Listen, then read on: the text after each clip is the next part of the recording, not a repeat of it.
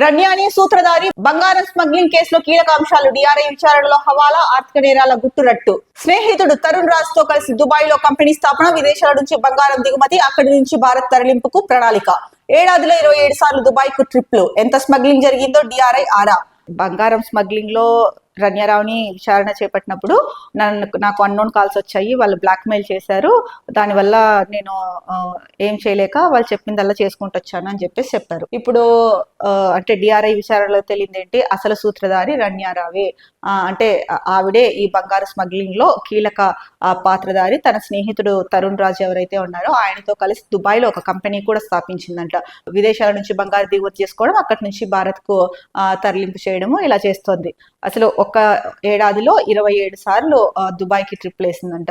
ఇక ఎంత స్మగ్లింగ్ జరిగిందో అనే దానిపైన డిఆర్ఐ అయితే కనుక ఆరా తీస్తోంది. సో ఇన్ని రోజులు ఆమె ఏదైతే చెప్పిందో నాకు తెలియదు, కొంతమంది ఇలా అంటే బ్లాక్మెయిల్ చేశారు, అది చేశారు, ఇది చేశారు అంటూ చెప్పుకుంటూ వచ్చింది. కానీ అసలు సూత్రధారి రన్యారావి అనేసి ఒక కొలిక్కి అయితే కనుక వచ్చారు. స్కూళ్ళు సవాలు, బడులకు దూరంగా పిల్లలు, ఏటా భారీగా తగ్గుతున్న విద్యార్థులు, ఒక్క ఏడాదిలో 2.63 లక్షల మంది తగ్గుదల. ప్రాథమిక స్థాయిలో పడిపోతున్న అడ్మిషన్లు, ప్రాథమికోన్నత ఉన్నత స్థాయిలోనూ అంతే. బాలికల విద్యలోనూ ప్రతికూల గణాంకాలు. ప్రభుత్వ ప్రైవేట్ స్కూళ్లలో ఇదే పరిస్థితి. దెబ్బతీసిన వైసీపీ ప్రభుత్వ ప్రయోగాలు, జననాల రేటు తగ్గుదల కూడా కారణమే. ముఖ్యంగా బడులకు దూరంగా ఉంటున్నారంట పిల్లలు. ముఖ్యంగా చూసుకుంటే కనుక ఆడపిల్లలే ఎక్కువగా స్కూల్స్ కి వెళ్లకుండా ఉన్నారు అని చెప్పేసి ఇస్తున్నారు. ప్రాథమిక స్కూల్సే కాదు, ప్రాథమికోన్నత ఉన్నత స్థాయి స్కూల్లో కూడా అడ్మిషన్స్ పడిపోతున్నాయి అని చెప్పేసి ముఖ్యంగా చెప్తున్నారు. ఒక్క ఏడాదిలోనే 2.63 లక్షల మంది తగ్గారు విద్యార్థులు అని చెప్తున్నారు. ఏటా ఇదే పరిస్థితి కొనసాగుతోంది అని చెప్తున్నారు.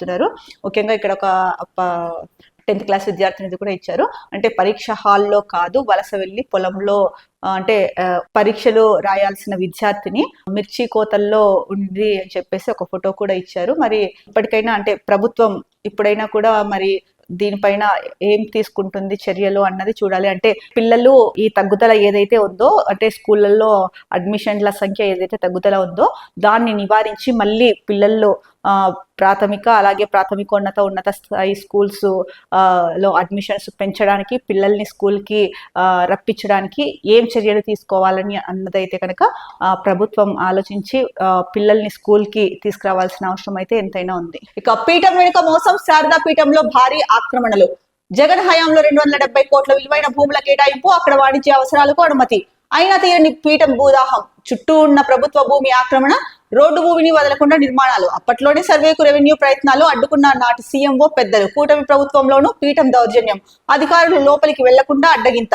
సాంకేతిక ఆధారంగా రెవెన్యూ శాఖ సర్వే, బయటపడ్డ కోట్ల రూపాయల ఆక్రమణలు, సర్కారుకు నివేదిక. మొత్తానికైతే శారదా పీఠంలో భారీ ఆక్రమణలు జరిగాయని చెప్పేసి ప్రధానంగా ఆంధ్రజ్యోతిలో అయితే కనుక వార్త ఇచ్చారు.